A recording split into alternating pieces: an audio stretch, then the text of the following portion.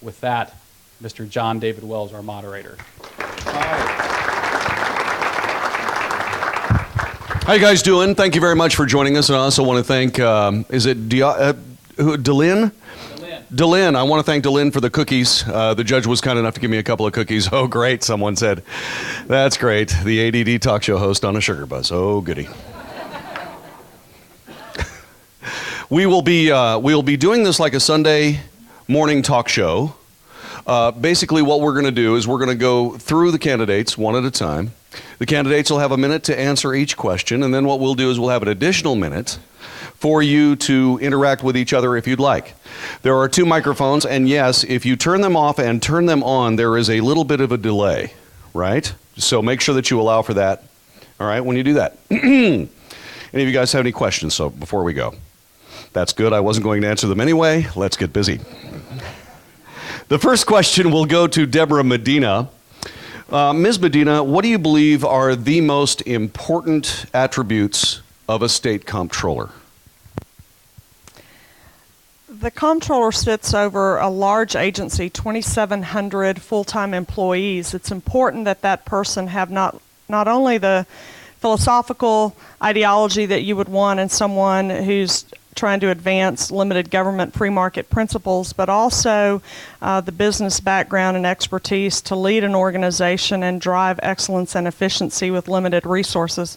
My background is as a professional registered nurse working in corporate healthcare settings for about the first 18 years of my career and owning and operating a small business for the last 12. In addition to being a registered nurse, I also hold a degree in business. And so it's kind of a unique combination of skills that I would bring to that office to drive the sorts of efficiency and effectiveness that we need. I've said that, in healthcare you do that because people's lives depend on it. At the comptroller's office, I believe it's important that we drive that sort of efficiency and effectiveness because the life of the state of Texas depends on it. Mr. Hager. Senator Hager. Sorry. Glenn, please. Glenn. I'm not too much into titles, but thank you. Number one, I think, is your character, because the comptroller's position, first and foremost, is dealing with your tax dollars. You're the accountant for the people of the state of Texas. It's not the state's money, it's your money, because it came from somebody's pocketbook. So character, integrity, honesty. I grew up a 6th-generation Texan on a small family farm that my family got to in 1840s when they moved here. And early on in life, I learned first and foremost that your handshake is your bond and your word. And that's about all you have in life. And once you lose that, you lose everything. And so therefore, as a comptroller who is giving revenue estimates to the legislature to say this is how much money you have to spend, by the way, you don't have to spend it all, those are the most important characteristics. Serving in business, being an individual who has, I've said several times, has swept the floors, take out the trash, who has hired people and fired people, someone that can look somebody in the eye and is willing to say, sorry, you don't have a job anymore. Because you understand that it's not your money, it's someone else's money. And you have to make sure that the agency operates in the most efficient manner, because whose money is it? It's your money. Representative. I need to talk on this microphone, don't I? Representative Hildebrand. Thank you. I agree with Glenn and Deborah that you need someone that's honest, has good character, morality, but in addition to those personal values and those personal high character traits, you need someone that's competent, that has private sector experience, that's had experience managing businesses, had experience in the issue of tax administration, in the issue of promoting fiscal policy, conservative policy in our legislature, dealing with the issues that come before the Comptroller's office.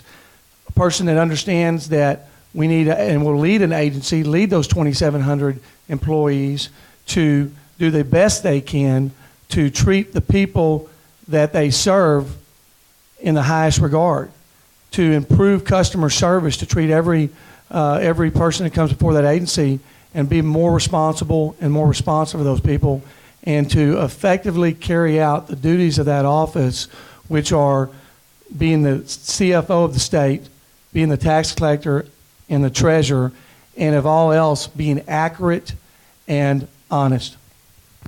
Well done. And Raul Torres, sir. I think they just described me. Thank you. Ladies and gentlemen, they hit it on the nail. And I'll summarize in 3 points. Character. That means you can do what you say you're going to do. When I ran for state rep down in South Texas, became the first Hispanic Republican in state history to win in South Texas. And I said I was going to do 3 things. Balance the budget, no tax increase. Find ways to bring jobs to my community, and find ways to reduce waste in government. Mission accomplished. Kept my word. And for that, we were recognized by 4 different groups out of Austin my very first year, my freshman year, for our performance. But it was a team effort. So character is important, like they said. They also said experience. The word, it is the accountant's duties. Well, ladies and gentlemen, I am a CPA for 23 years. Almost half of my adult life, I've been doing exactly what we said needs to be done out of this office. It is the chief financial officer. It is a finance office. It is an office that deals with your money. But more importantly, which is point number 3, the comptroller must have a vision. The vision, a financial course that they can chart to help the legislature be better than what they've been in the past with your tax dollars and getting things done that we need to have a prosperous future. I have that plan written today. Thank you, Mr. Torres. We sincerely appreciate that. Let us move on. Unless anybody has anything else that they would like to say on this particular topic, what does it take to be a state comptroller in the state of Texas? Does anybody have anything they'd like to say or add? All right, let's move on. Senator Hager, you'll start this one. Glenn, you'll start this one. We want to know a little bit more about forecasting revenue. We have seen wild swings in the amount of money that's in the rainy day fund. It grows and disappears in the billions of dollars in the blink of an eye. Can we get comptrollers to tell us a little bit more, the comptroller candidates? How do you guys know how much money is coming in? And how do you forecast for it on basically a sales tax economy? Yes, first, if I can try real quick in a minute, that as the comptroller on the first day of legislative session in any odd number year when the legislature is in session, the comptroller is supposed to give the legislature, this is how much revenue you shall possibly have in the next coming 2 years. Now, on that day, you are starting a budget that starts in September of that year. So it's 9 months out is the beginning, and then it concludes 2 years from that. So my point being is simply that the job of the comptroller is extremely difficult. I'd ask you, any of you in your own personal households or businesses, who could have a crystal ball that can forecast out 2 years and 9 months? It's difficult. So first and foremost, you have to accurately reflect the numbers in the economy of the state of Texas. Texas is one of the most dynamic economies here in the entire nation and in the world. We have the largest oil and gas sector right now, boom. But you also have to be cognizant to remind people that I grew up outside of Houston. And in the 80s, I've seen what goes up also goes down. And so the fact is you have to make sure that you have some of the most competent, highly professional individuals who give a revenue forecast to the legislature, but also if those numbers change with the economy from a national or a global perspective, you make sure to update people. You don't hold anything back. And the last thing you do as comptroller is play with the numbers. I think you accurately forecast the numbers for what they are. You don't play with other people's money. Representative Hildebrand. Thank you. Absolutely.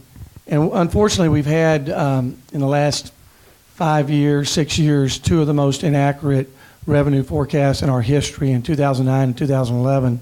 And we've had some inaccuracy even last summer on the severance tax projection, and had to be updated in August, which was good. That's the important thing.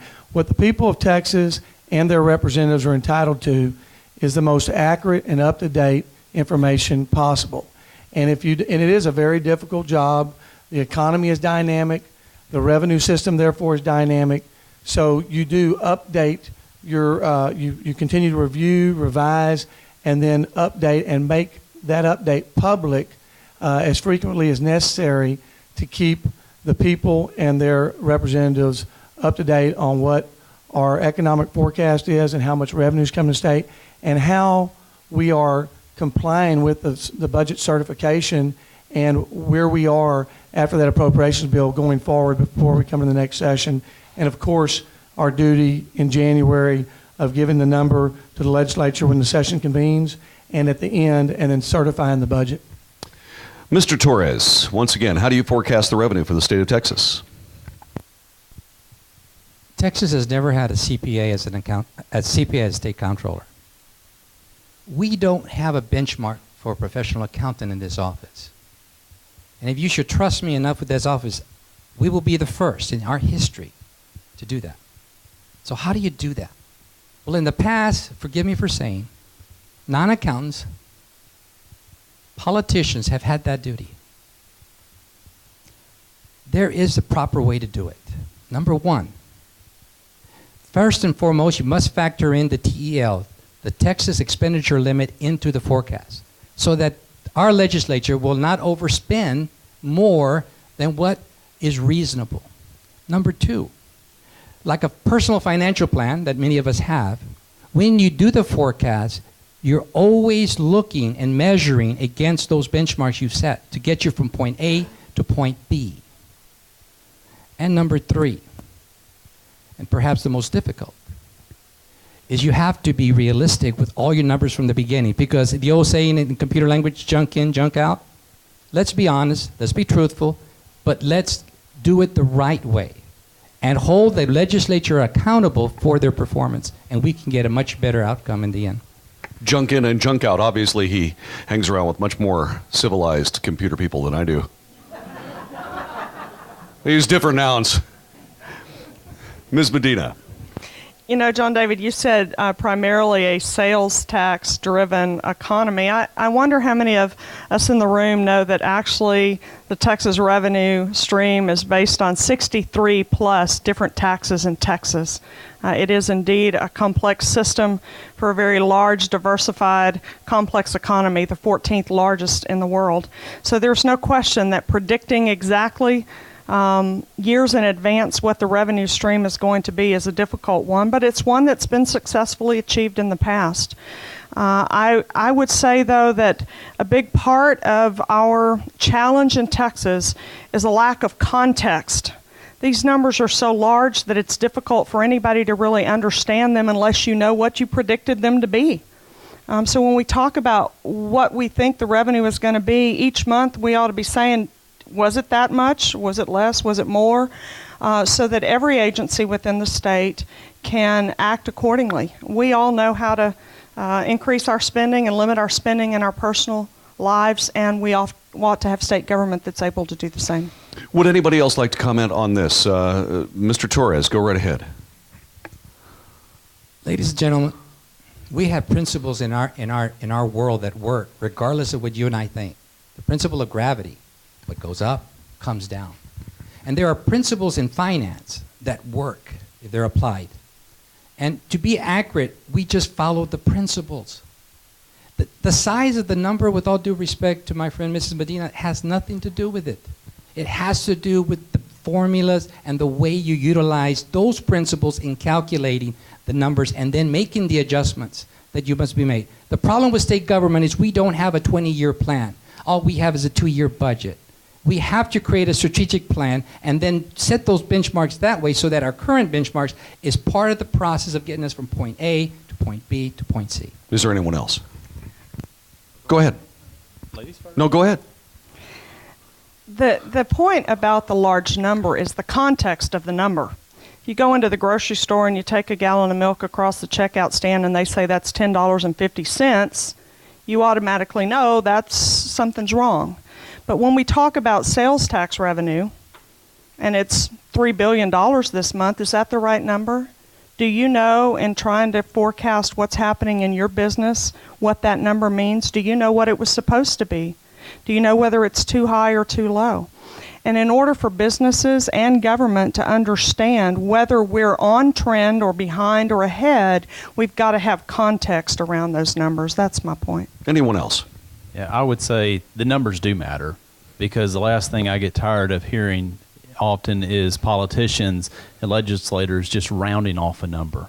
Because at least in my business, $100 makes a lot of money to me. $1,000 is a lot of money to me. So it does matter in the context upon who it is. But then also, it's not just the revenue estimates of numbers, but it's also holding government accountable as to the expenditure side of the dollars. And that's both at the state and the local level. $10 means a lot of money to me. Anything else? All right, let's talk about the converse of this. Beginning this part of it will be Representative Harvey Hillerbrand. Sir, let's talk a little bit about what happens when the other side of the coin rears its ugly head and when revenues are shortfalls or there are budget errors. How do you handle those things in a very dynamic and very political Texas? Well, of course, you follow the rules of the last question. You revise the projection. So if the projection that was made in the previous appropriations process and the economy has had a downturn, so those revenues that were projected to come into the legislature, the state treasury, and the legislature already spent, you have to inform the public and the legislature that, in fact, the economy is downturned and the money that was expected to come into the treasury will not be coming in. And when the legislature convenes in January, you give them a new revised forecast for the previous fiscal year that you're in the middle of, going in the last year of the biennium, and for the next 2 years. And when you do that, the legislature passes a supplemental appropriation. It happens every regular session. If we have more revenue, then you're in better shape. If the revenue exceeds the expectation, you have a lot better situation. If in fact the revenue declined and did not come in as expected, then the legislature has to revise the budget that we're under that year and make cuts to the spending for the rest of the year, fiscal year, to adjust for that. And that goes back. You continue to update and make sure they're aware so they have the most accurate information possible. Mr. Torres. Thank you, sir. What is better, ladies and gentlemen, to react or to be proactive? You business owners, what would you prefer? In the world of finance, it's always better when you're on the front end, not reacting. And therefore, we have two problems in Texas. Number one is the budget process. Inherently, the process is flawed and puts us on the defensive all the time. In my plan, I call for priority-based budgeting or zero-based budgeting. We must change how we look at the numbers and how we establish it.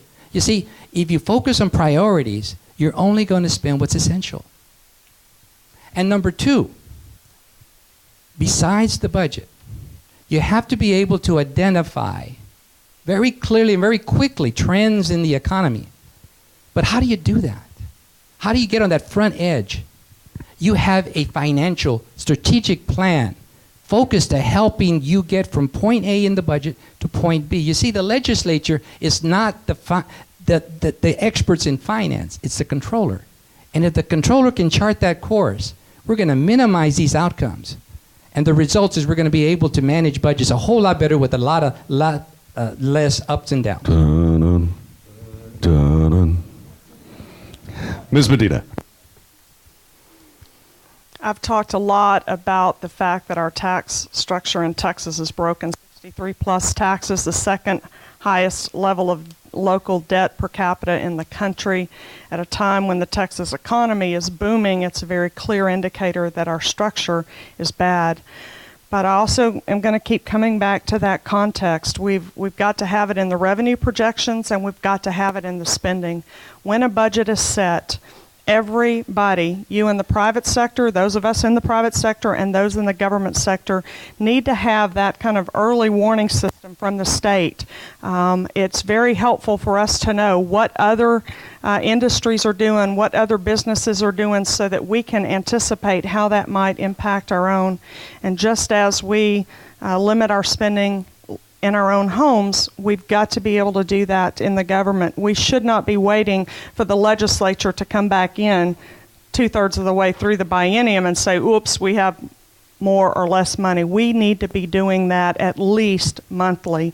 And those numbers have to be real, they have to be available, and they have to be in context. Glenn, your turn. Thank you. The first thing I think is important in the Comptroller's office is to look at that office and decide, number one, is it doing the job that it's asked to do, which first and foremost is the accounting, the revenue forecasting, and as was mentioned, the 60-plus fees, taxes that actually exist. And the point of that statement is this, is that in any state agency, there are always responsibilities and duties that have nothing to do with that agency. And when I was serving as chair of what's called our Sunset Advisory Commission, we looked at state agencies and said, why are you even doing this anymore? You shouldn't be doing this function because this has nothing to do with the modern economy or the modern world, and you're wasting taxpayer dollars. And so the point in that statement is this, is first is to look at that agency and look at your own shop and your own house. Are you doing the responsibilities first and foremost? And then secondly, projecting those as an example to other state agencies on the spending side of it. It is the income and it's the expenditure side, and there are better and cheaper ways of doing things. And that's what you need, a comptroller who is willing to stand up every single day and say there are better ways to do this and not just go along to get along. As we move forward, anybody have anything else that you'd like to say? Mr. Torres, go ahead. I want to double what Mr. Glenn said. There is a better way to do government than what we're doing it right now, ladies and gentlemen. As much as we've done over the years to try to improve efficiency, we still have a lot of fat in our budgets. I saw it when I sat on the appropriations, and in private industry. From a personal experience, we used to pad our budgets because we can, and I saw it in the state as well. The budgets are padded, so the efficiency. That's why in my contract with Texas, in my economic plan for Texas, I call for Lean Six Sigma, a new way of how government should function that is proven to work in government, why we should implement it. And the experts say that if Texas has the courage to implement it, we could save 10 to 15 billion a year in our spending. That's awesome. Anyone else? Anybody else have anything to say? All right. Next is going to be a statement that kind of belies living in the future. There are a lot of advantages to living in the future. We all live the life of Star Trek, except, of course, the transporters don't work yet. And if you saw Galaxy Quest, they really want them to work for a long time before I start using one. But we do live in the future. This is your tricorder, it's your communicator, it's your stopwatch in tonight's case. But we do a lot of business, not just the state of Texas, but Texans dealing with the state of Texas right on this telephone. You can pay your taxes. You can do an awful lot of things right from this telephone, and that means that there are indeed problems of security. One of the big mistakes in healthcare.gov is security is virtually non-existent. A hacker was able to get in 4 minutes. Excuse me just a moment.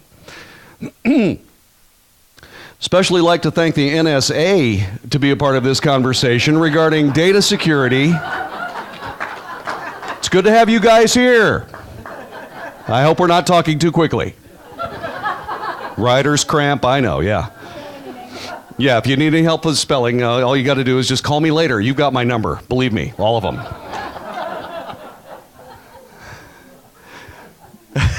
Data security. How do you avoid being the next Target department store headline as the Comptroller of Texas? Excellent question. We already know what happened to us earlier a few years back in 2011, and now we've heard about it on the news almost every week, a new department store being hit. So how do you do that? Well, first and foremost, like any other problem, you define the problem very clearly. You set up your goals and objectives that you're trying to achieve, and you bring the experts in. I'm not an IT expert, but I know enough to know that when I see one, I know they're an expert. So therefore, Texas must be forward thinkers, forward planners, instead of reactionary to all these issues. And one of the things we do not do very well in government, ladies and gentlemen, we do not plan for the future. We're always reactionary in a lot of things. And that's one thing we would have to do, sir, is rethink how government works. And Lean Six Sigma, by the way, has been proven to show that if you apply that process, it eliminates those kind of mistakes to a bare minimum, if not zero. And that's why Lean Six Sigma is a powerful mechanism for government. It can actually change the course of history for Texas. And that's why I'm a strong supporter of it. That's outstanding. Six Sigma is really, really cool. If you're not familiar with it, it's fantastic. But I kept getting confused with Mahjong, so I got thrown out of the committee pretty quickly. No Mahjong players? Whoops. Ms. Medina. I guess there's a little saying in the business world, higher quality, higher quality. You clearly need to develop a team of experts in the Comptroller's office. It's my understanding that there were some reports that were ignored about some data risk that we had. But I have to tell you, as a registered nurse, that we've been dealing with confidential information for a long time. And one of the things that I think our industry is dealing with right now, and I think all of us are dealing with, is having to think again about just how much information we need. How often do you go to a store and you pay cash and they want to know what your zip code is or what your name is? Do they really need that information? And I think we need someone in the Comptroller's office who understands that we ought to be asking those questions before we just try to collect every sensitive piece of information that we can, so some talented hacker may someday have access to it. Maybe we should be saying, do we really need to know this? And only collecting what we absolutely need to know in order to do the job that we're asked to do. Mr. Hager. Glenn. Thank you. First thing that comes to my mind is, as Benjamin Franklin said, those that want to give up their liberty for security deserve neither. And so the first thing is we shouldn't be giving up our liberties in order to have more information provided and given to government. And so therefore I would absolutely agree, less information is better. The Comptroller's office several years ago, how would you feel if you're the person that gets a letter that says, oh, by the way, your social security number, all your financial information, it's probably been out somewhere. Well, as someone who serves in the state senate, if it wasn't for my little 3 kids that was in the back of the car when I got that letter, they'd probably heard what I really wanted to say. But it's a good thing my little kids were there, because I didn't out loud say what I wanted to say. I was not happy about it.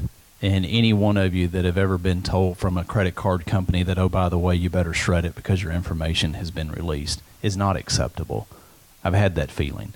And the last thing I want is Texans, whether it is the employees of the state of Texas or whether it's the taxpayers, to feel like their trust has been given away. And so therefore you have to improve the shop that's there, and we've had that happen. And current Comptroller Susan Combs has taken heed over that and improved drastically those measures, because you don't want to see that happen again.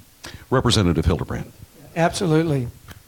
We should, and I pledged in this campaign to protect private data of the people of Texas whose information is in the Comptroller's office. It's private financial information. Your information as a taxpayer is in that office, and we have to protect it. That was a data breach that should not have happened. It's another example of failure, unfortunately, that we've had in the office. We've had mixed result. We have some things that are working real well in the agency, and we have some things that need to be desperately improved, and some that just darn right need to be fixed. I've laid out a 10-point plan, identified the problems and opportunities across the board in the agency, and protecting our private data, having the security, making sure that we never have a breach again, and continuing the solution that was implemented after the breach, but continuing to improve it, expand it, extend it, and make sure that it's as good as can be and always improves, because the people that are out there around the world that are sitting in chat rooms in Hong Kong, in Eastern Europe, in Russia, they don't sleep at night. They don't quit. And they're like these gamers. If they have trouble getting through a wall, they get online and they say, well, how do you get through this wall? And they're talking to each other, and they're always constantly figuring out how to breach. So we have to always constantly improve our security, and I pledge to do that. You know, I don't have any trouble with anybody knowing my Social Security number, because it's been such an honor to share mine with the president. So... And don't forget the NSA. Yes, exactly. Yeah. I heard you laughing when they said how much data is necessary. Yeah. I heard you. Yeah. You're sitting there laughing, but you're saying, do you think the NSA is really in that bag? Does anybody have anything else they want to say about data security? That's a table back there. Yes. The question was, how do you best protect it? Well, one of the flaws we have in the state government that a lot of people may not know is that we have different platforms across different agencies. It's not one platform. That's an inefficiency use of resources. And so therefore you may fix it at the Comptroller's office, but doesn't mean you fix it at Health and Human Services or Department of Education. So we have to find a way, and there is a way, they just haven't done it, because we spend millions of dollars and still haven't gotten to the goal of having a cross-platform where they all share data. And guess what happens when you all share data? You help reduce some of the fraud. And when somebody was asked, well, why is it they can do that? And the response was classic. They said, they just lie. We can bring that, slow it down, and start saving taxpayer money. Anybody else?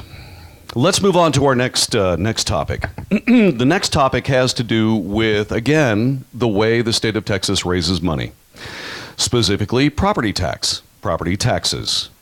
Tell us a little bit about what your plans are for property taxes, what your thoughts on property taxes are, and policies are. Ms. Medina, you start this time. Is this really fair for her to start on this? Would you rather not? No. Oh, I'm sorry. No. Oh. Now, wait a minute. This will give you an opportunity. You noticed I was writing when they walked up here, right? How many people are here for the Attorney General, not the Attorney General, but the Railroad Commissioner debate? How many of you guys? Would you please put your fingers in your ears and start humming? See, the candidates picked where they sat. This is all by random. So if you would, seriously, it's, so anyway, like that. Not that I was really worried about it or anything. I was sitting there looking at that. Oh, that's going to work. So go ahead. Talk to us a little bit about plans, strategies, et cetera, for property tax. Well, I think clearly everyone here probably knows that I've been a longtime champion of eliminating the property tax in Texas, and you also realize how difficult that's going to be. As we've explored that in great depth over the course of the last 5 years, we've recognized not only do we have a very inefficient, ineffective property tax system, an unjust property tax system. The Comptroller audited every central appraisal district in Texas and found 60% of them fail the audit. That's criminal. We are assessing tax, and those who are least able to defend against that assessment are probably the ones who are most victimized by it. It's criminal and it's a broken system. It needs to be done away with. But in doing that, we also begin to see the inefficiencies and ineffectiveness of the other tax structures in Texas. What we have is a system of 63 plus taxes that have been piecemeal together over time. It is a very disjointed system that is very distorting to the very thing we say creates the greatest level of prosperity, and that's a free market. We have got to really do major reform on our tax structure in Texas, and I think that means taking a very serious look at the whole big picture, eliminating probably not only the property tax, but most of the other taxes that we have today that really serve as carrot and stick, reward and punishment, rather than a fair and just means of paying for state and local government service in a way that is least distorting to the free market. And so that's the sort of policies that I think we need to work for. It's a big question. An important question. 60 seconds. Glenn. Did I say was that fair or not? So, yes, the NSA heard me on that. Hang on just a moment. Do the Star Wars theme. Fantastic. You handle the debate, I'll handle the music. Okay, that's good. Hey, Raul, if you call my house, my son can do the Star Wars theme for you. My kids were out of school on Friday because if it any form of sleet or ice in Katy, Texas, guess what? We run for the house. So okay, your time is up, Mr. Okay, Hildebrand. My bad. Nice fault. As more important and interesting, what is he as a father? So I will say this: in my opinion, property tax is first and foremost. Owning property in Texas, 97% of all of the land in Texas is owned privately, but in reality, is it? Not when you continue to pay the government every year so you can just continue to live in your house or have your property. I have known through the legislative process that I can't single-handedly upend the entire property tax system. But what I could do is solve some of the glaring inequities that are there. Say, for example, when one of my constituents told me that their appraisal went up 30% in 1 year. I thought, no, there's no way it can go up 30% in 1 year. Actually, it could used to in past until we did a constitutional amendment to eliminate that, which I carried and ultimately you approved. Why? Because if your appraisal went up 0 in 1 year, 0 in next year, guess what? The third year, it got to go up 30%. Wow. How about sticker shock for that one? To actually, this last session, we did some more improvements, because as you go across the appraisal districts, there's not really one centralized type, and I don't necessarily believe in centralized government, but if you're looking at all the different tax systems, as you mentioned, Deborah, with the appraisal, with the comptroller's office coming in and you had 60 that were failing, you need to make sure that they have the quality of education to know and how to do an appraisal system. It really needs to be done away with. The problem is, how do you get there? And that's something that is not easily done overnight, unfortunately. Representative Hildebrand. Thank you. Deborah Medina has worked a lot on this. In fact, I'm proud of the fact that I worked with her. She brought an idea before us in 2011 that she did a lot of work on, brought other people together to research and to put a very good proposal together. We also heard from her during the interim between 2011 and 2013. And then last legislative session, we heard her bill. Her bills weren't ready yet. She will tell you they aren't ready yet, but it's an issue that I agree with her on. The biggest barrier in the tax code to economic development and growth of the Texas economy is the property tax in Texas. Almost in every other area of taxes, we're competitive with most other states. But in property tax, we have a real challenge. And the goal should be to eliminate it. The problem becomes, what do you do? How much can you cut, and how do you address whatever holes left over? And what takes its place? Is it more unpopular, or is it just as bad as a property tax? And so I think it's incumbent on the legislature. We're obligated. It's a responsibility of us to continue to work on that, to work with other folks that are citizens that care and bring these issues to us. Last legislative session, I carried 2 proposals to complement the other area that we were working on with Deborah, and that is to limit those appraisals that Glenn talked about to a third of what they are today. And the other thing was to do a constitutional amendment for the people to vote on, and if they adopted that constitutional amendment, then the legislature would have a period of time to replace the property taxes with a new system. Dun-dun. All right, Mr. Torres.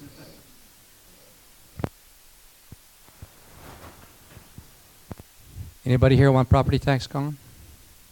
Oh, it's only 2. But notice we didn't get 100%. The problem with the property tax, as they cited, that so many people want to get rid of, is perhaps as old as our form of government we have in Texas, structured back in the 1920s. It's inefficient, doesn't work like it should. I'm all for reforming government, top to bottom, including the way we do taxes.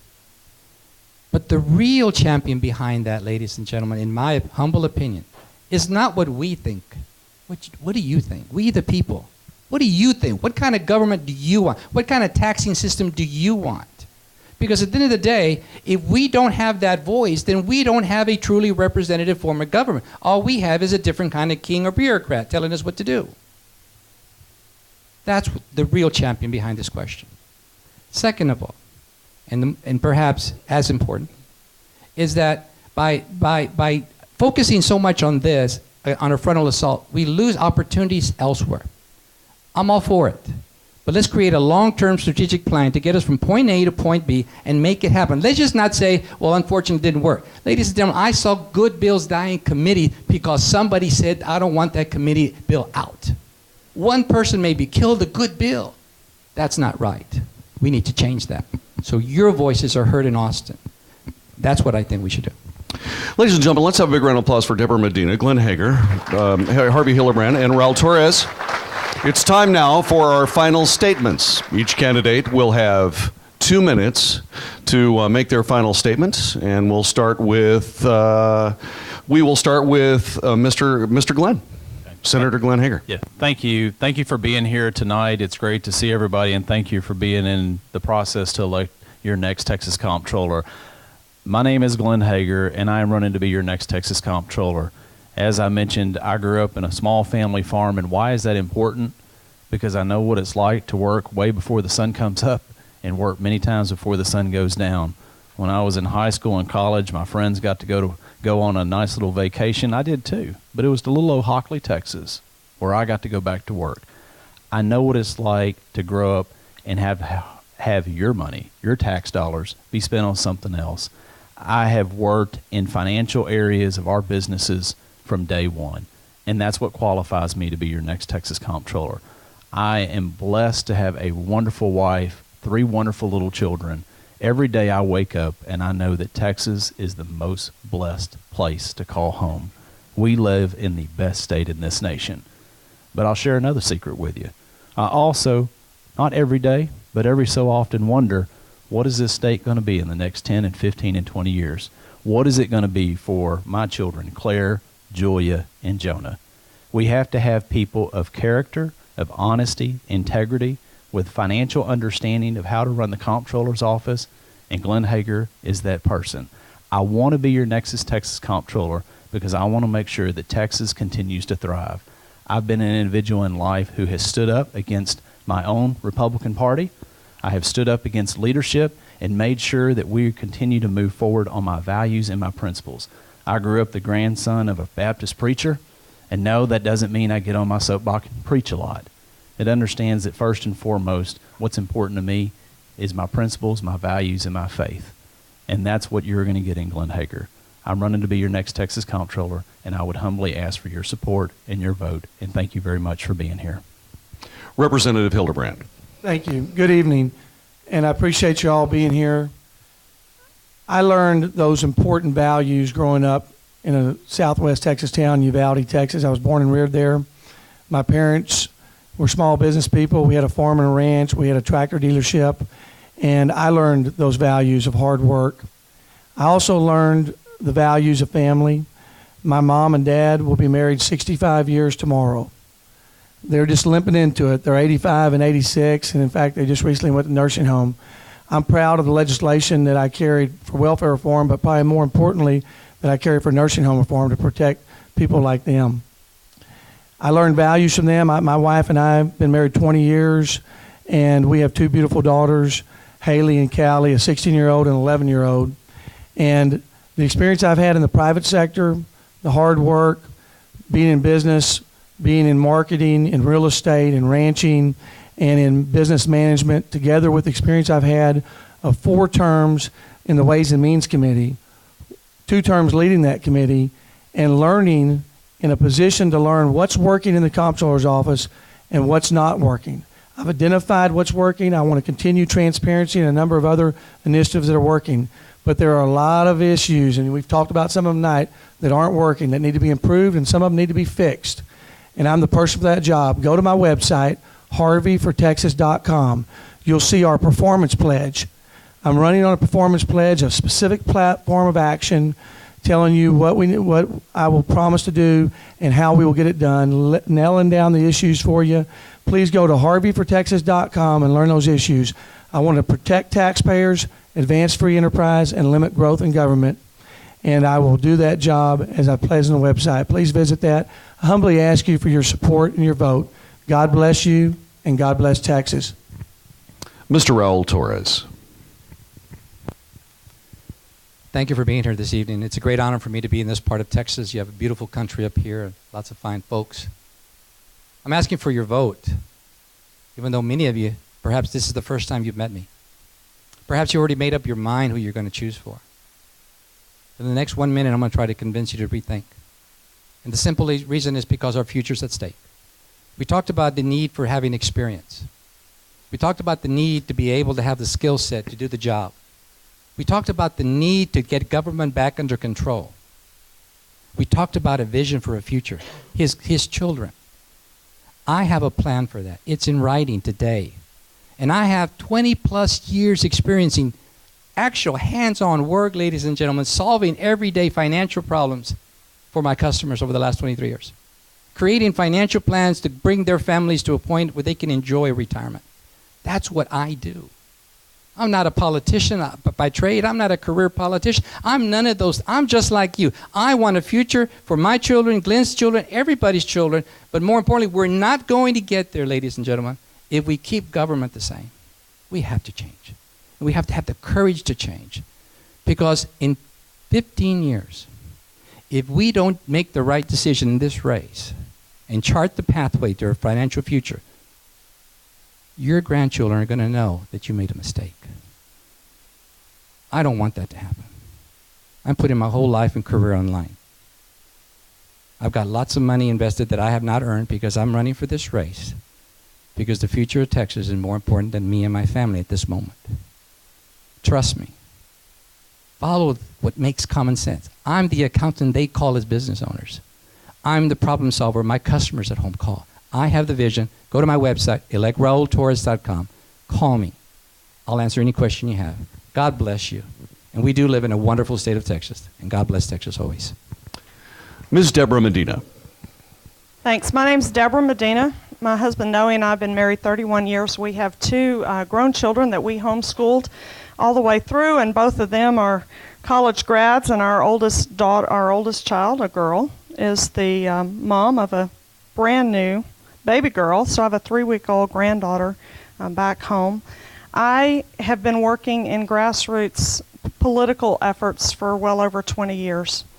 I have focused on fiscal accountability, responsibility, limited government, and free markets. I'm asking you for your support in my run for Comptroller because we must have a strong advocate in that office. We have to drive the culture of the Comptroller's office for one that says let's collect every penny that we can, to one that says let's collect the tax that's due and just the tax that's due. One that implements the statutes fairly, justly, and consistently so that businesses know how the tax statutes are going to be applied to them. But we've also got to have an advocate in that office, someone who advocates for free market ideas. Texas is corrupted with cronyism. We are under the burden of the second highest local debt per capita in the country. We have just fallen out of the top 10 most business-friendly states in the country. We are now 11th.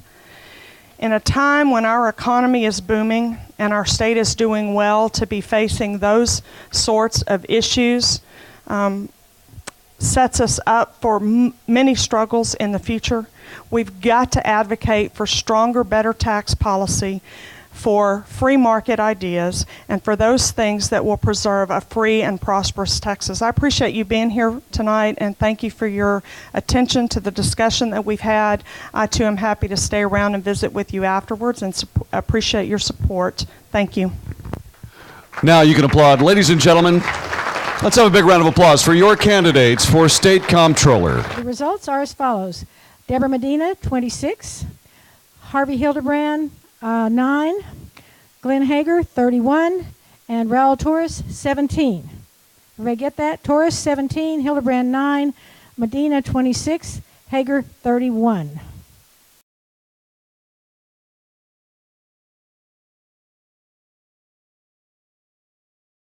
First of all, let's have a wonderful round of applause for our candidates for Railroad Commissioner. It's good to have all you guys here. The way this is going to work is we're going to ask you questions, about various topics that are involving the Railroad Commission. And what we'll do is we'll give you each 1 minute to answer the question. And then then afterwards, if anybody has anything else to say, we'll have an additional minute for extra conversation. Do not be shy. Feel free to jump in if you'd like to. If I think you're talking too long, I'll just come over here and stand on you and put hot breath down your back. If you talk too long, everybody gets a minute. Everybody gets a minute without being ridiculous. If you hear the sound, dun dum dum dum dum, that means you're running out of time. Okay? Is everybody ready? All right, so here we go. Let's talk here in North Texas, especially around Azle. They've got a fracking problem. They're fracking upset about it too. And they really would like somebody to fracking do something about it. I've been waiting for that one all night. No, seriously, and there's a lot of misunderstandings regarding this particular issue. Everybody thinks that for whatever reason, there's going to be an earthquake that swallows up their house. Okay, and everybody knows in Texas, property taxes will do that a lot quicker than a sinkhole. But let's talk a little bit about fracking. It's been an absolute boon to the oil and gas industry. It has been something that has basically driven the prices down and so on and so forth, and that's the economic aspect of this. Mr. Christian, please do start us off with a conversation regarding fracking. What do you do about it? What do you do about the misinformation about it? And how do you plan to move forward?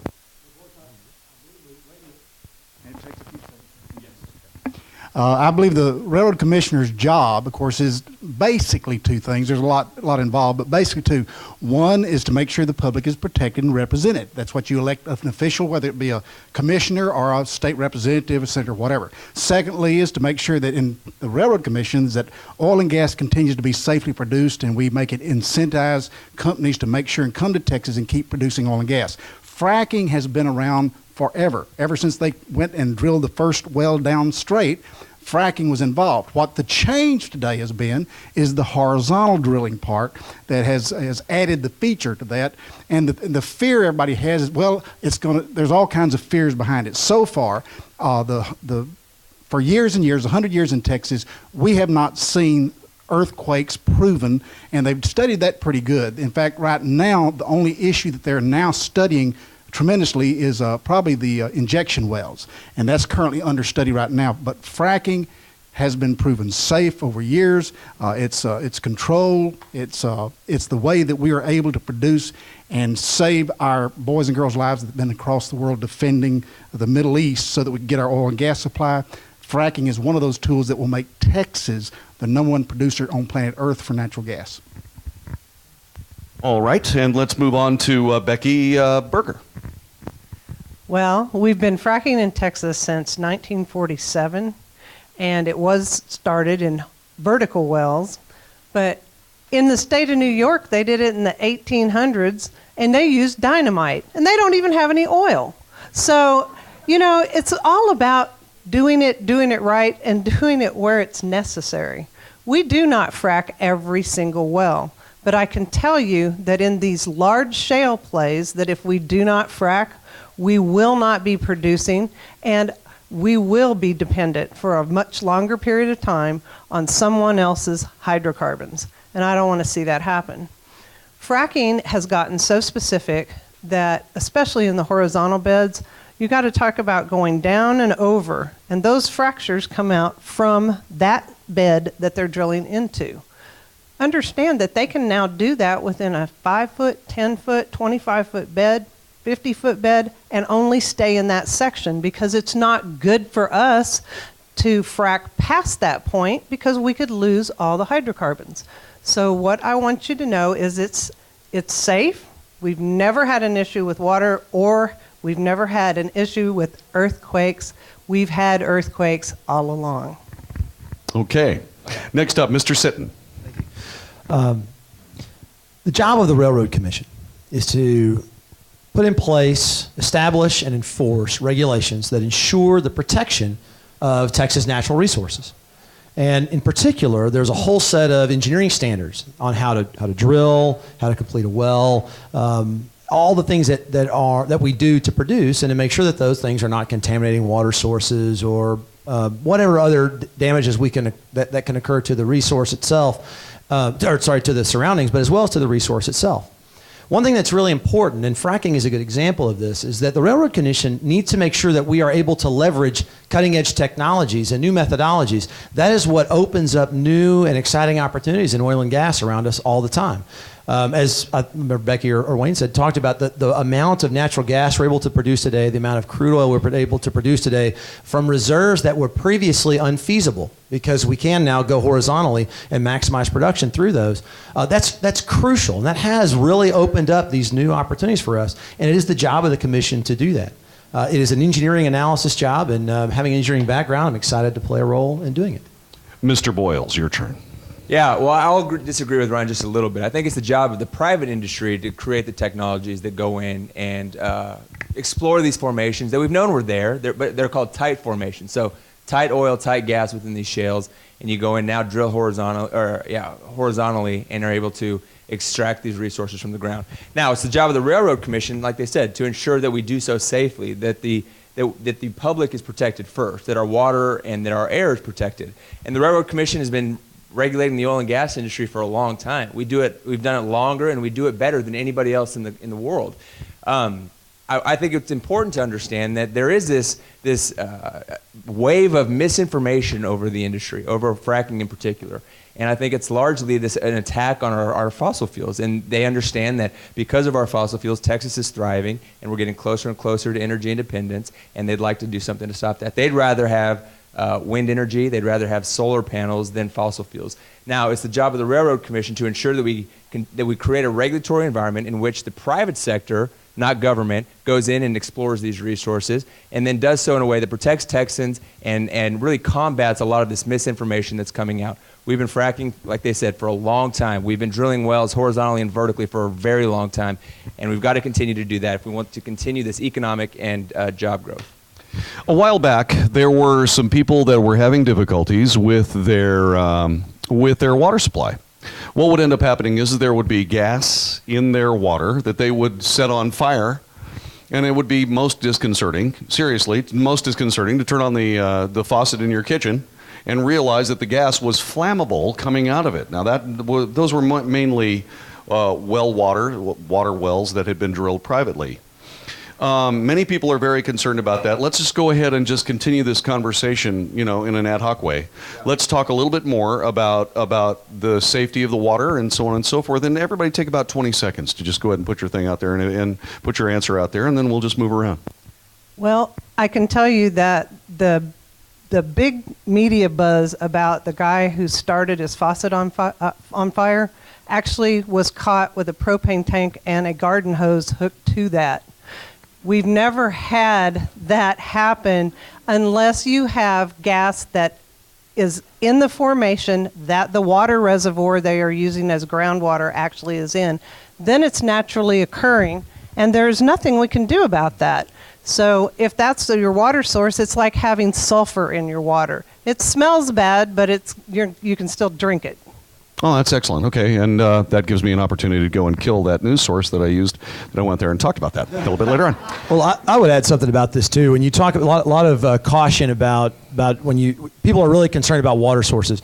You keep in mind that the average water table, if you have a water well at your ranch or at a private residence, you're looking at 200 to 300 feet down. The average well drilled in Texas the average well is deeper than 10,000 feet. So you're talking about a massive difference, and the frac jobs that we use, they don't penetrate near that far back up to the surface. So the odds of a well contaminating a water source are very, very slim, and we have zero evidence of one actually doing that from a frac job. Of over, I think, 1.5 million frac jobs that have been run. Mr. Boyles. Yeah, and I will add on to what these guys are saying, and they're right. And what we've done in Texas actually is within that first kind of layer where we do have water tables, we've increased the well integrity requirements. So we've made sure that we've got layers of cement pipe. So in order to ensure that we are doing it in a way that's safe for Texans. And that's been an issue that people have talked about in North Texas especially. But we're doing it safely, and it's up to the commissioners especially, to ensure that standards are followed. Mr. Christian. Well, I'm the one person that is an example that gas and water doesn't hurt anybody. I grew up in the big city of Tennehaw, Texas. You could literally take a Coke bottle, turn the water spigot on, and cap your finger on it, then take a match, and it would glow. Okay? That was from the public water supply of my hometown. 1,097 population. We recorded 0 deaths from gas inhalation. Okay? And I'm standing here living today, and perhaps it's some truth to the fact that hot air comes from politicians. Maybe some can say that of me, but at least I'm still alive. It hadn't killed anybody yet. Well done. Anybody else have anything else that they'd like to say? Okay, let's talk a little bit more about these earthquakes. Again, take about 20 seconds as we continue this discussion. Talk about the earthquakes that we have. Many people do not realize that a 4 magnitude or a 4.5 magnitude earthquake is very much like a very heavily laden truck driving past your house. That is not going to, again, take your house down. So talk to us a little bit about we've heard varying stories about the levels of geology involved in fracking and wells and so on and so forth, and the ones that generate earthquakes. Give us your comments on that, please. Well, I'll start with that one. First of all, let me say this. When you think about the amount of force that's required to cause seismic shifts in areas of land, you're talking literally millions of pounds of force. The odds that, and I'm not a seismologist, but the odds that is being caused by a couple thousand disposal wells, I think is very slim. Now, the basic back of the napkin engineering calculation says, I don't think we're producing enough force in those wells to cause those seismic shifts. I do think that the Railroad Commission needs to take a position on it. I think we don't need to let it go into the court system, and that there's some scientific research to be conducted, and that the Railroad Commission should do that. And I look forward to seeing what they come up with. Ms. Berger, did you have something you want to say on that? Yes. Earthquakes happen where there are fracture points in the Earth's crust, and it is fractured all the way around. It's kind of like a pleated skirt. You have to have pleats to make it twirl like that. So what you need to understand is we drill between those fracture points. So it's backwards to think about it that we cause the earthquakes. We're drilling in areas that are more susceptible to earthquakes in the first place. We've had 189 earthquakes since 1847 in Texas that were over a magnitude of 3. And the largest one was a 5.8 in 1931, and that's it. So we're talking about the truck rumbling. We're talking about drilling where we know this happens anyway, and the fracking is only trying to separate sand grains. It's not trying to make an earthquake. And we do have to consider the fact that disposal wells need to be something we consider. It shouldn't be in a fractured area like that, and we did have the Railroad Commission go against their staff's recommendation recently and actually say it's okay to put that disposal well where you've already had an earthquake. So it's the pleats that make the twirling thing? Really? We're all learning something. Can you give me the thing. secret? Can you give me the secret of the hula hoop thing? Can you? I'm a good hula hooper. Right. Yeah. Yeah, and let Bliss. me just say, it's important that we understand the cause and the science and fact underlying this seismic activity before we try to craft a solution in search of a problem. This industry is driving our economy. I mean, it's responsible for hundreds of thousands of jobs and billions of dollars in investment, both capital investment and tax revenue. And so it's important that we don't over-regulate on something that's very important to us. And I've also got to say that, we've got 50,000 disposal wells in this state. 35,000 of them are active. And all this activity that everybody's concerned about is around a handful. Now, if it's something that's important to the citizens of Texas, and especially this area, we've got to look into it, and we've got to make sure that we find out the problem. But again, we've got to be careful not to over-regulate in such a way that hampers our economic activity. Yeah, don't freak out when I walk over like that. Don't worry about it. Don't freak out. It's like, it takes you 5 times longer, and Did you have anything you want to say, Mr. Christian? Yeah, I think what you're seeing is a consistent push by groups like Sierra Club, Barack Obama, and others that want to stop fracking, want to stop the production of oil and gas, use everything they can to scare people with incorrect information. And that is the fight, I think, that's represented by the Railroad Commission. Let's talk a little bit about those people that you are discussing right there. Let's talk about the EPA. Before I came to Texas, I was in Las Vegas. And the EPA had mandated that dust in the air was terrible, and that dust in the air was going to kill us all, and we had to do something about dust. So what they did was they passed PCM 10. That meant that nothing smaller or larger than 10 microns could be kicked up by construction sites. So I had somebody from the EPA on, and I said, "Excuse me, but how big is an amoeba?" Excuse me? How big is an amoeba? I mean, you're saying this PCM 10 microns. How big is an amoeba? Because I have no idea. 800 by 400 microns. So obviously, when you start talking about the misinformation coming out from the government regarding energy and its control, that takes us directly to Texas. It takes us directly to EPA infringement on states' rights and everything else. Talk to us about how you, as a railroad commissioner, would handle the EPA and what you would do. Ms. Berger gets to start this one. Are you sure? Malachi hadn't gone first yet. No, he'll get his chance. Okay. He'll get his chance. I work with really good people here, so I like to be fair. What we need to do is be doing town halls and making sure the public is on our side with real scientific information to fight these people. Because we cannot fight the EPA and the media unless the people have the education to go to the media and say, "Would you quit this already? We're not listening to you anymore. You don't know anything." When we look at this dust issue that he was talking about, did you know that applies to Texas too for agriculture? Yeah, so be cognizant of what's going on, and don't just sit here and learn from us. Go out and tell your neighbors what's going on, because as a railroad commissioner, I plan on being a bully pulpit for actual science to educate every single person in Texas so they can fight it. Mr. Sitton. Thank you. I'm disappointed to know that my kids can no longer play outside because they'll throw up more than 10 microns of stuff. That's exactly right. That's a shame. Yep. Yeah, let me add something we don't normally talk about in these political forums. One thing that we can all do that would be really impactful is to recognize that the discussion on long-term energy strategy needs to get out of the normal political banter. Everybody out there, from the most ardent tree hugger to the most staunch conservative, nobody wants to pay $10 a gallon for gasoline. We want safe, reliable, affordable energy, and our energy companies in the United States are the best in the world at producing it.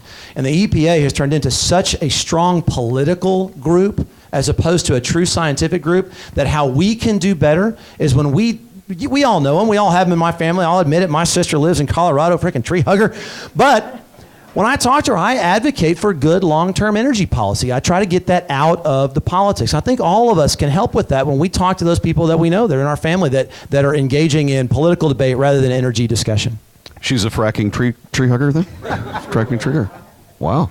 Well, look, the reality is our industry in this state specifically is under attack, and it's not a conspiracy theory, it's reality. And when you see the EPA is a prime example, but the Fish and Wildlife Service. I mean, it's this administration and liberal groups all over the country that is coming after our fossil fuels. We saw recently, within the last couple of days, that the EPA has been coordinating with liberal groups like Sierra Club to figure out what they can do, how they can work together, how they can have a consolidated effort and message to stop the rest of the building of the Keystone Pipeline. They're going to come into Texas and work on methane emissions in North Texas. They're going to go to West Texas to try to use the lesser prairie chicken to stop production in the second largest oil field in the world. We need somebody on the Railroad Commission who can stand up to this federal government and push them back. I'm the only one in this race who's actually fought toe-to-toe with the federal government. As a regulatory attorney, I sued the EPA, sued this federal government on behalf of the largest coal producer in the state.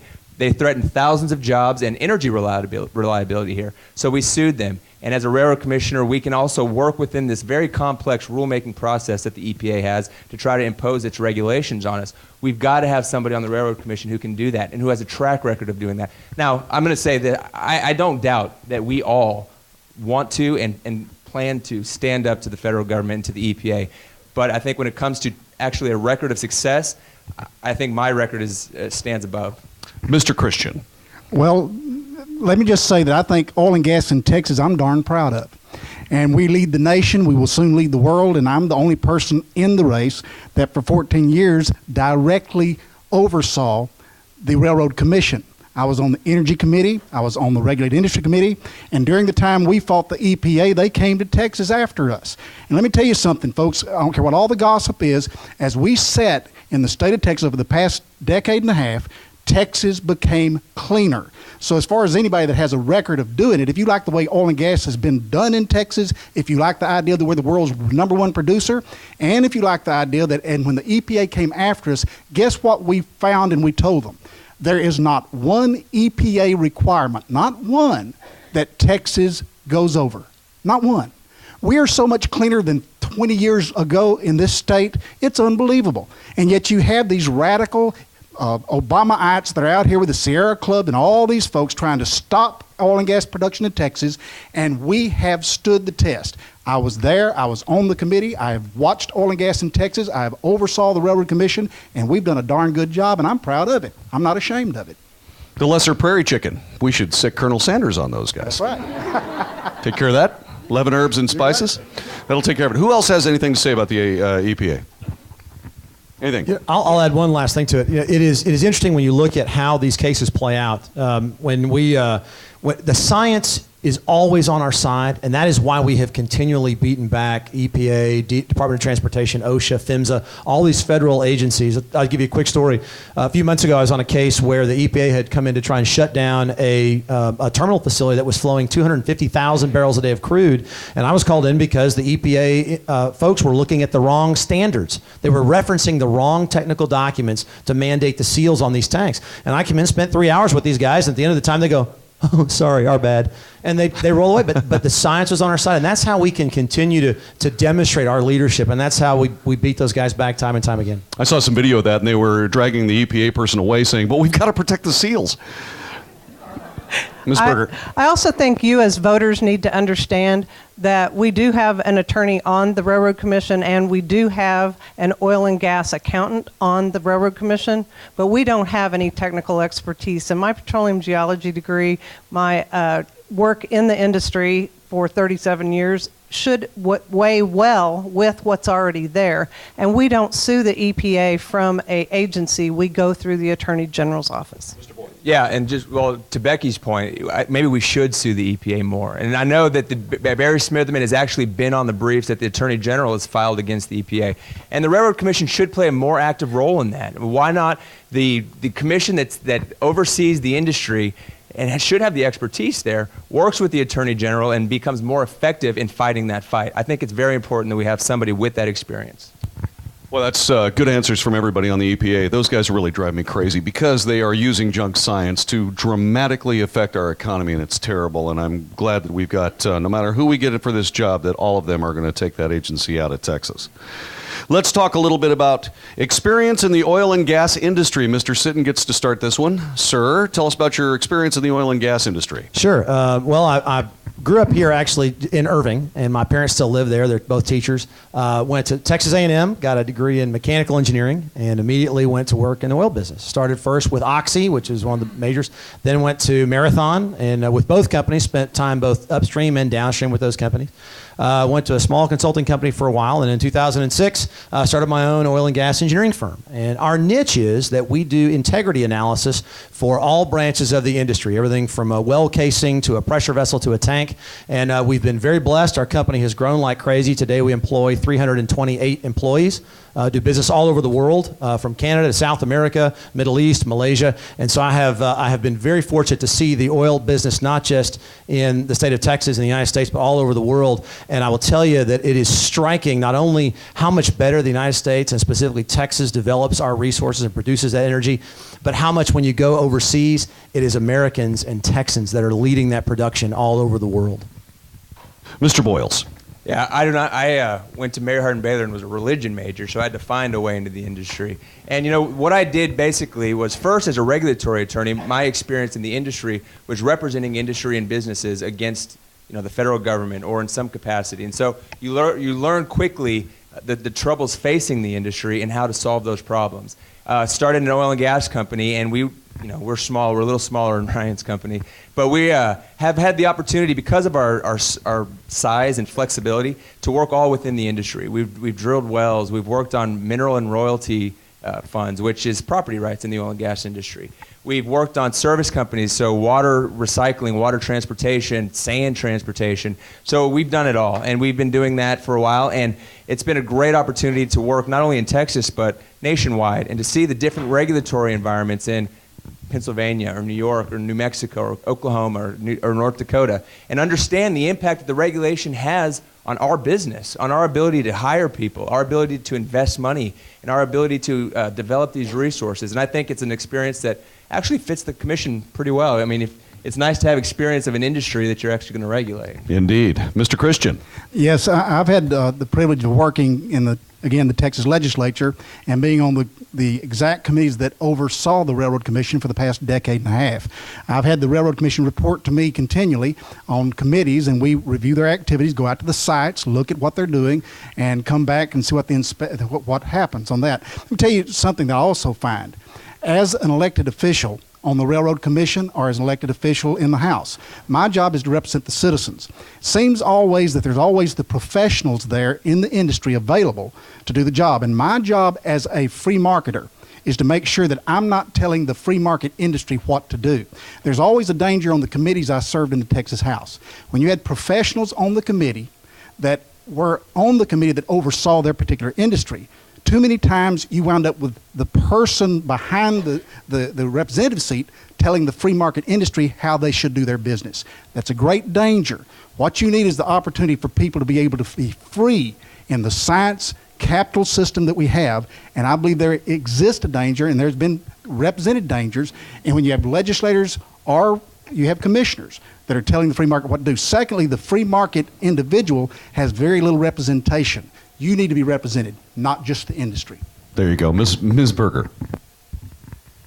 Well, I have more actual hands-on industry experience than everyone up here.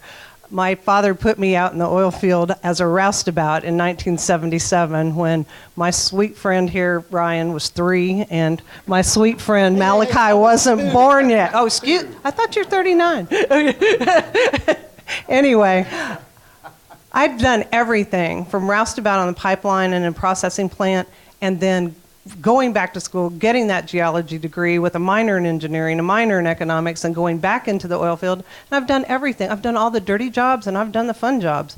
And I've been a mudlogger, a well site geologist, a development geologist, an exploitation.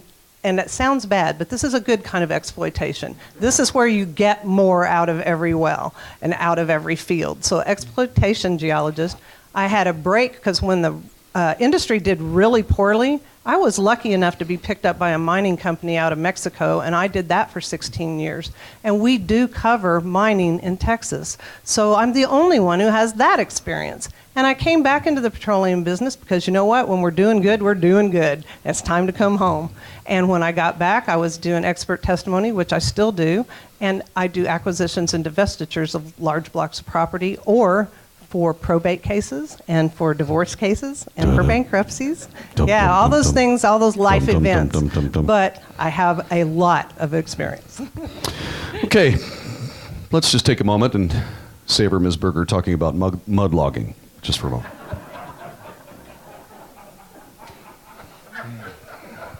Okay.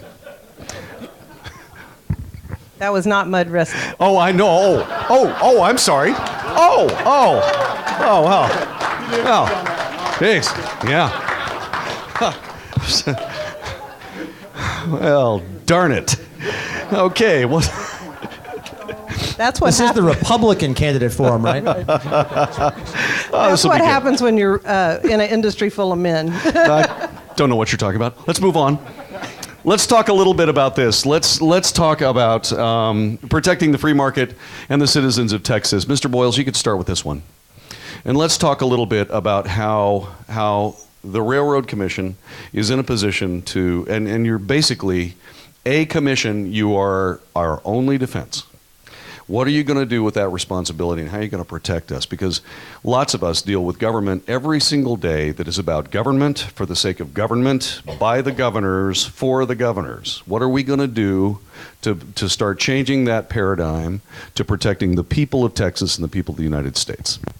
Great question. I actually think, first off, you've got to remember and you've got to make clear that we are elected to serve. We are a government of the people, by the people, for the people. We are not a government, a collection of rulers telling you what to do.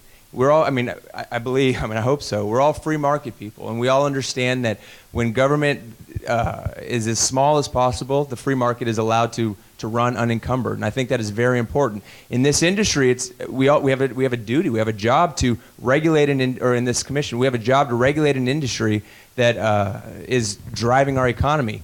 And I've seen firsthand in my business when we go to New York and we see that they have a moratorium on fracking. Just south of them in Pennsylvania, the communities are growing. They're growing jobs, not only within the oil and gas industry, but with doctors and teachers and new businesses. It's largely because of this oil and gas industry. Just north of them, these communities are dying, and they've got the same resources underneath them. We have to understand the industry. I think it's very important. With all due respect to Wayne, I do think it's very important that we have somebody on the commission who understands the industry, because the last thing we want is somebody on the commission who, as good intentioned as they may be, decides to pass a rule, decides to pass some sort of regulation without knowing fully what the impact of that's going to be. And the result is we hire fewer people in this state. We provide an environment in which they invest less money, and we get further and further away from energy independence. That's why I think it is very important that we understand the industry that we're actually going to regulate. Mr. Christian. After the last decade and a half, again, I repeat, if you enjoyed the way Texas has led the world in oil and gas production as a state, I've been there, I've been a part of that. So if you don't like the way that's done, indeed, I guess I've not been a part of the system that nobody else has been on this stage. What's happening in the free market is you've got a president of these United States that wants to stop fracking. He's trying to stop the competition in this country. He likes only clean, green energy, right? That's everything except oil, gas, and coal. And when he does that, folks, not only does he want to do that, but the Endangered Species Act, as we've all talked of, that's what's attacking the free market capitalistic system. And secondly, what's most offensive to me is we have shed the lives of our young, best and brightest overseas for decades to defend our ability to get oil and gas from the Mideast. The United States is now number one in production. And in the United States, Texas is number one in production. And all of a sudden, we are fighting our president, we're fighting his EPA, we're fighting his Fish and Wildlife Department, because he wants us to be dependent, as he set all of our offshore wells to Venezuela and gave them $80 billion to do it with. That's the fight that I think we as the Railroad Commission had better be most aware of. And Ms. Berger. Well, I think it's real important that you have a 360 perspective on what goes on at the Railroad Commission, what goes on where they're drilling, and what goes on with the people that are providing the land for us to do that on. I'm not just a petroleum geologist, I'm also a rancher. I have the only source of water for my house and my livestock is a well. So I'm going to be watching out for those rights. I want to protect the people of Texas, and I want them to have a fair shake when a landowner or mineral owner comes before the administrative court. I want to make sure that they're treated just as well as any large company that comes before that court. And I think that when you have that 360 perspective, and I've been a mom, I can tell them no, I know how to do that. I don't care if they get mad, they can sit in the corner. It's not a place to go to be popular, and I want to stay focused on the fact that this is a state agency, it's a job. It is not a figurehead position. It is something that you need to know about. I know every aspect of the industry I'm going to be regulating, and I can tell you when they do it wrong, then I'll let you know and we will fix that. And we don't want any bad players, because as a very good regulator, you also want to promote the ones that do it right. So I think that you're going to have a very good situation once I'm in office. Mr. Sitton. The question was, what do we do to protect free market? And I think there's two things that the Railroad Commission does. The first is that we put in place good, consistent regulations that apply equally to everybody.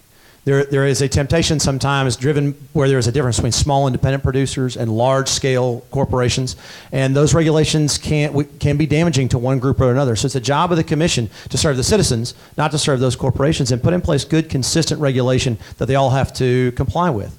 And in general, by the way, you'll find that the industry is very much in favor of that. They want those good, consistent regulations too.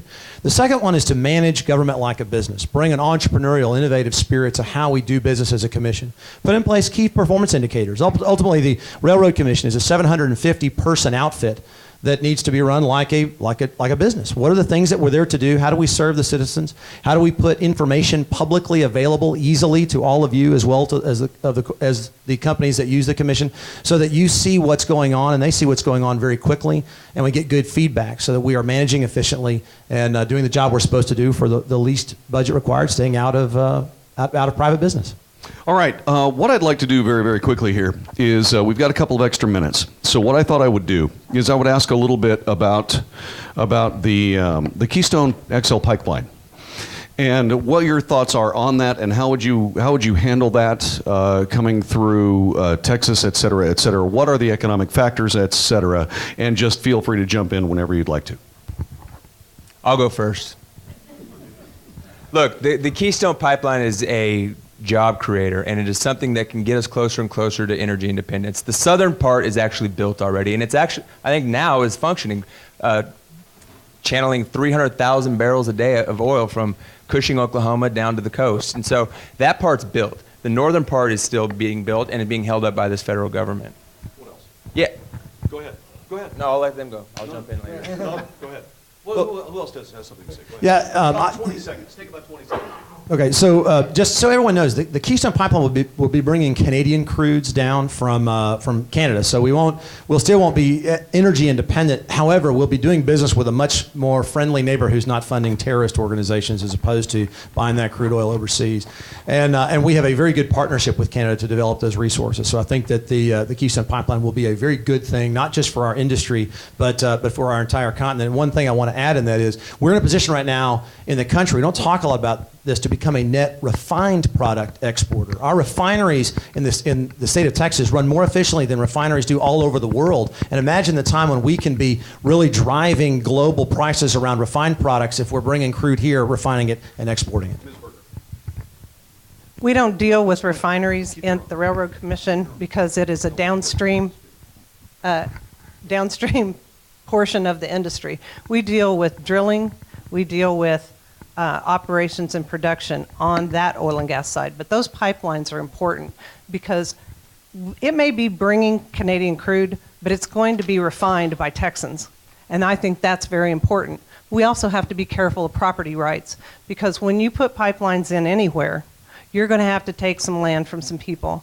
And there's a law that says they can take it by eminent domain, but I would strongly encourage them to do it in another manner, like an easement. If I'm going to be railroad commissioner, I would like to make sure that gets put out there as an option. Anyone else? Yes. As it's been said, the Keystone Pipeline is something that the United States has, and we I think all agree needs to be done, the President of the United States, to stop something like that. I remember when I was serving on Reg Industries, Congressman Barton came to my office and we worked and brought the President of Keystone Pipeline down during the session to explain to the citizens that were coming into the committees, who had been told again by the Sierra Clubs and all the Obamites in the world that it was going to tear the world up and all these things that were going to happen. We brought in the testimony of the president of the company to bring to the citizens to show, and all of the things that the Sierra Club had back home, literally they were the group behind it, that were spreading the word how it was going to destroy everything. They were the ones that were at the core of trying to stop the Keystone Pipeline with their president. Yeah, and I just want to touch on something that Becky mentioned, is the property rights issue. The Keystone Pipeline has become a kind of a focal point for eminent domain and property rights, and that's something the Railroad Commission has got to play a huge role in to ensure that as Texans, our property is safe, and as Texans, our property rights aren't trampled on, and the Railroad Commission can and should play a larger role in that. Let's have a big round of applause for Wayne Christian, Becky Berger, Ryan Sitton, and Malachi Boyles. No, sit down. Sit down. You're not finished yet. No, we have the closing statements. Okay. This is where you get 2 minutes. And the best part about it is you have two people timing you that are not me. Yeah. And disagree. If you both have Marty Feldman eyes training, you can watch both at the same time. I want to hear the Jaws music. Yeah, okay. You know, that is the best part, isn't it? Let's start with Mr. Boyles. Mr. Boyles, you're going to start for 2 minutes. Please tell people why you should be on the Railroad Commission. Well, thank you so much. Look, the idea that you guys are here late in the evening when it's freezing cold outside, I just want to thank you so much for being engaged in this process, especially in a race like the Railroad Commission race, where not many people know what we do, and they still think we regulate trains and railroads. So thank you so much for coming, and it's people like you and groups like this that I am extremely optimistic about the future of this state. And Texas Energy is going to play a crucial role in that future. Like we talked about already, this industry right now is already driving our economy. It's responsible for hundreds of thousands of jobs and billions of dollars, not only in capital investment, but in tax revenue. The Rainy Day Fund is comprised almost entirely of oil and gas severance taxes. And so we can't even have those discussions without this industry. And it's going to be vitally important for the future of our state. It's also going to get closer and closer to energy independence or net exportation of oil and gas. We talked about the United States is the #1 oil and gas producer in the world. We're on the verge of being the #1 oil producer in the world. Texas is driving that. We're producing more oil in this state than we have in the last 30 years. But like we said, it's under attack. Our success story and this kind of Texas miracle has not gone unnoticed. Liberal groups and the federal government is coming after us. And so it's very important that we have somebody on the Railroad Commission who understands the industry we're regulating, who doesn't over-regulate in a way just simply because we don't understand what we're doing, and who has the experience of standing up to the federal government and pushing them back. I've got both, and we've got great people running for office here. So, you know, I humbly ask for your vote, of course, and I think it's time that we have a new generation of Texas leadership. We've got Battleground Texas coming after us. We've got liberal Democrats from all over flocking to this state. We need a new generation of leaders who can effectively articulate a conservative message, because we don't have to change our message, but who can talk about and really reach out to these rising generations and rising demographics with the Texas opportunity. My name is Malachi Boyles, runner for Railroad Commissioner. My website is malachifortexas.com. That's MALACHI. And humbly ask for your vote. Mr. Christian. Well, if you like things, many times, if it ain't broke, don't fix it. We in Texas are number one in the world. We're getting even better in oil and gas production. It's worked. And I've been, during the last decade and a half, again, the one person on the entire panel here that has had direct oversight of the Railroad Commission, has worked with them annually in reviewing, or at least semi-annually when we'd have session. Then during the interim, we'd work again with them. Folks, let me tell you, we're under attack by Army of Green. They want to take Texas green. We see battleground Texas, like Malachi said, but what we don't see many times is that 80% of your friends and mine don't have a clue what the Railroad Commission does. And when those people go to vote, they may vote for just whoever or not vote at all.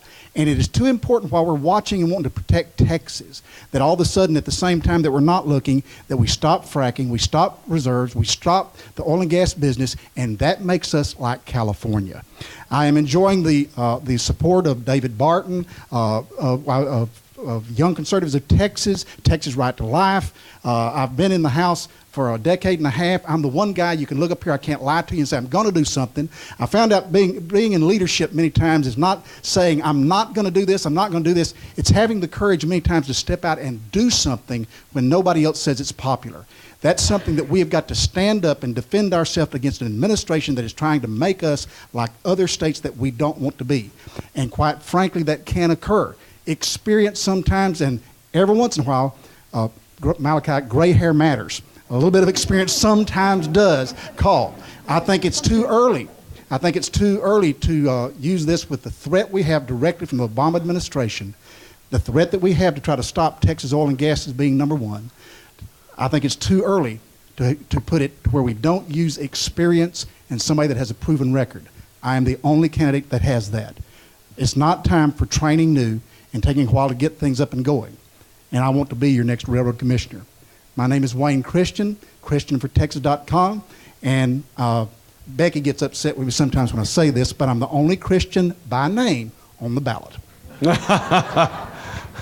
Hair doesn't matter. Well, I Just want saying. Go ahead. And now, Ms. Becky Berger, go ahead. I am Becky Berger, and I do want to be your next Texas Railroad Commissioner. And I want you to go to my website, beckybergerfortexas.com.net or .org. They will all get you there. And it will tell you a lot of things you might want to know about me, about policy for the party, about policy for the industry. And you heard me tell you how much experience I have. It's in every single facet. And I want you to know that I've been endorsed by the 82nd Legislature's chairman of the Sunset Committee back there, Glenn Hager. He understands what needs to be done there and that I understand what needs to be done there. If we do not get out from under Sunset, we will not have to worry about running for this office, because this office will sunset and there won't be a railroad commission, and we will be left open for the feds to come in and mess with us, or to split up the tasks that the Railroad Commission does under agencies that know nothing about it. It is the number one priority I have when I get into office, is to make sure that we make the legislature happy. And yesterday afternoon, Wayne and I were with Dennis Bonin, moderated the forum that we were at, and he came to me and he goes, "You're exactly what we need, because you know all the facets and you know what's important and you know what's going to fix it and what's just going to make it worse. We need to make sure our industry is regulated properly, regulated reasonably, and we need somebody with some integrity. I do not come to you just asking for your vote as a Republican running for office. I am a grassroots person. I have been a precinct chair. I have been that election judge. I know how hard that is, and I appreciate every one of you that does that. I sit on the State Republican Executive Committee. I am a TFRW board member, and I've been to multiple RNC conventions. I want you to know I've done my time in the party, and I've done my time in the business. Thanks. And Mr. Sitton. Thank you. I'm going to agree with Wayne. We need experience on the Railroad Commission. Let's imagine for a second that we were doing a job interview, and you were asking to yourselves, well, what are the traits I need to be looking for when I hire my next railroad commissioner? Well, considering it's a 750-something person technical outfit, I want someone who has managed and led large groups of people to accomplish a technical job. Considering it is an agency that establishes and enforces engineering regulations, they ought to have a technical background. And considering that right now the state of Texas is in a position to play the strongest role in impact on energy that we've seen in 100 years, this person should have a working knowledge of global energy economics. As I've talked already, when it comes to being having a specialty or having a background to have an impact on regulation, I'll be the first engineer to serve as your railroad commissioner in 60 years.